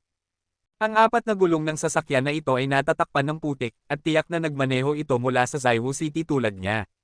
Agad na ipinarada ni Yehan ang sasakyan doon, bumaba ng sasakyan na may Longquan Sword na nakabalot sa mga piraso ng tela, at pagkatapos ay naglakad ng diretso patungo sa landas sa harap. Ang nayon sa bundok na pupuntahan ni Yehan ay tinatawag na Xiaohe Village, at mayroon lamang ilang dosenang pamilya sa nayon. Matapos maglakad ng 2 o 3 oras, nakarating si Yehan sa Xiaohe Village ng 3:00 ng hapon. Mula sa malayo, lumitaw ang mga bahay na gawa sa kahoy sa harap niya. Sa mga sandaling ito, may usok pa ring tumataas mula sa ilang bubong. Ang nayon ay umaasa sa mga bundok para makakain, at ang mga bundok ay umaasa sa tubig para uminom. Gumagamit sila ng mga kalan para mag-apoy sa pagluluto, kaya medyo malaki ang usok. Kahit na alam ni Yehan na si Zhao Yuyu ay nasa nayong ito, hindi niya alam kung nasaan talaga si Zhao Yuyu, kaya pagkapasok sa nayon, tinanong ni Yehan ang isang babaeng nagtatrabaho sa bukid, "Tita, kumusta po? Galing po ako sa Zaiwu City, gusto kong itanong kung may magandang dalaga ba na dumating dito kamakailan." Nang marinig ang mga salita ni Yehan, tumigil sa pagtatrabaho ang babae at sinabi na may hawak na asarol, "Binata, hindi ka ang unang taong nagtanong sa akin ng tanong na ito, ilang sandali lang ay tinanong din ako ng ilang tao tungkol dito. Ano ang sinabi mo? Dapat siya ang malayong kamag-anak ng pamilya ni Mang Son, di ba? Dumating lang siya sa amin ilang panahon na ang nakalilipas, at ang dalagang iyon ay napakaganda, kasing ganda ng mga malalaking bituin sa telebisyon." Nang marinig ito, kumunat ang noo ni Yehan at nagtanong, "Tita, ibig mo bang sabihin na may nagtanong sa iyo tungkol sa kinaroroonan ng dalagang iyon kanina?" "Oo, kanina lang. Ilang tao ang nagsabing kamag-anak sila ng dalaga, at ngayon ay pumunta na sila sa bahay ni Mang Son." Nang marinig ito, kumigpit ang dibdib ni Yehan. Bakit patuloy pa ring hinahanap ang dalaga? Nagmamadali siyang nagtanong, "Tita, salamat po, gusto kong malaman kung paano pumunta sa nayon para hanapin siya." Madali lang siyang hanapin. Siya ang nasa pinakahuling bahay sa nayon. "Binata, dapat ikaw ang kasintahan ng dalaga. Bilasan mo at hanapin siya. Nagpasalamat si Yehan, at agad na naglakad ng mabilis sa pangunahing daan ng nayon. Hindi nagtagal, nakarating si Yehan sa isang bahay sa likod ng Xiaohei Village. Ang bahay na ito ay hindi konektado sa ibang mga bahay sa nayon at tila napakasarinlan. Nang makarating siya sa labas ng bahay, bigla siyang nakarinig ng isang usapan na nagmumula sa loob. Sun Bumi, sigurado ka bang gusto mong lumaban kay Chanzen? Pinapayuhan kitang isipin ang mga kahihinatnan. Dahil nawala ka na sa loob ng maraming taon, bakit ka gusto pang lumabas? Hindi ba mas mabuti kung tumakas ka sa mundo dito? Nakatayo si Yehan sa labas ng silid, nang marinig ito, agad niyang binuksan ang kanyang yin at yang na mga mata para makita sa pamamagitan ng pader, at tumingin sa loob ng silid. Sa pananaw ni Yehan, nakita niyang may 6 na tao sa silid, at si Zhao Yuyo ay nagulat. Nasa loob siya, nakatayo sa likod ng isang matandang lalaki na nasa 50 o 60 taong gulang sa mga sandaling ito. Ang matandang lalaking ito ay matangkad at may hawak na pilak na sibat sa kanyang kamay. Medyo namumula ang kanyang mukha. Mukhang nakalaban na siya kanina. Sa kabilang panig ng matandang lalaki, may 4 na master. Ang leader ay may hawak na matalim na espada, ang kanyang mga mata ay parang tigre, at may mga pagsabog ng malamig na hininga sa buong katawan niya. Sinabi niya ang pangungusap na iyon kanina. Hangugong ng malamig si Sun Bumi, mahigpit na hinawakan ang pilak na sibat sa kanyang kamay, at sinabi, "Ako, si Sun Bumi, ay nagtatago na sa loob ng maraming taon at matagal nang tumigil sa pagtatanong tungkol sa mga pangyayari sa mundo, ngunit dapat kong gawin ang ipinangako ko sa iba, at walang sino mang dapat mag-isip tungkol dito ngayon. Kahit na ang iyong Kuai Jian Kaochong ay hindi maagaw ang dalaga sa likod ko. Ngunit ang hindi ko inaasahan ay ikaw, ang ika-27 na ranggo na eksperto sa listahan ng tigre, ay sumali sa Huanan Chanzen para tulungan ang mga masasama." Ha? Sun Bumi?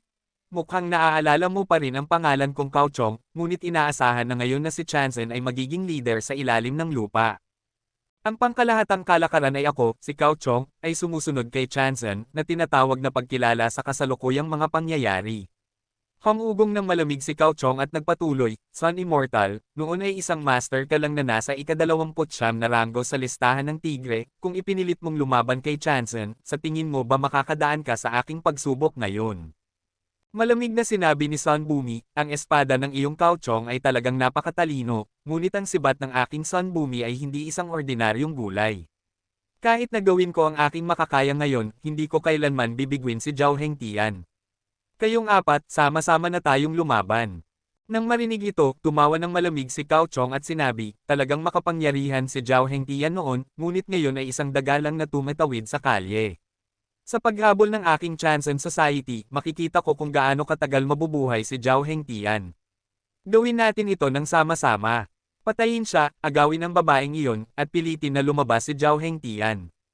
Pagkatapos ng lahat, sa isang paggalaw ng katawan ni Kaochong, sinugod niya si Sun Bumir na parang hindi matatawaran na liwanag ng espada.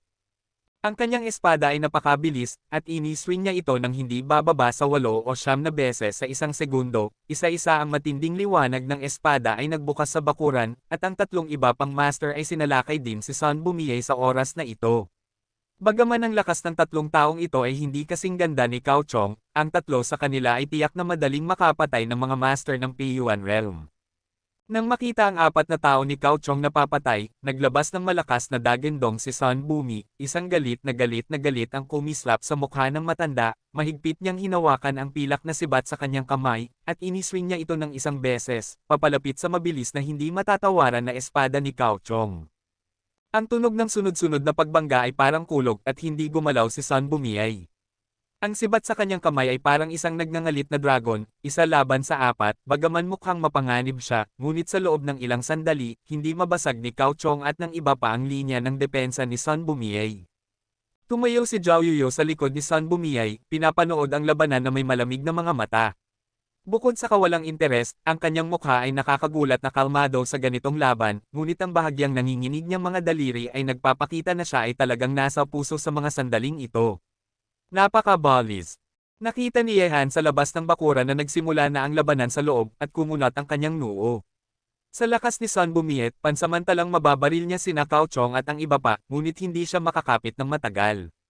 Kapag natalo si Sun Bumi, si Zhao Yuyo ay nasa panganib. Matapos mag-isip, agad na tinanggal ni Yehan ang piraso ng tela na nakabalot sa Long Quan sword, tinakpan ang kanyang mukha, pagkatapos ay sinipa ang kanyang mga binti sa pader, at agad na lumipas ang 3 metrong taas na pader ng bakuran, matatag na nahulog sa bakuran, ang Long Quan sword ay hinugot, at pinatay ni Yehan sina Cao Chong at ang iba pa mula sa likuran.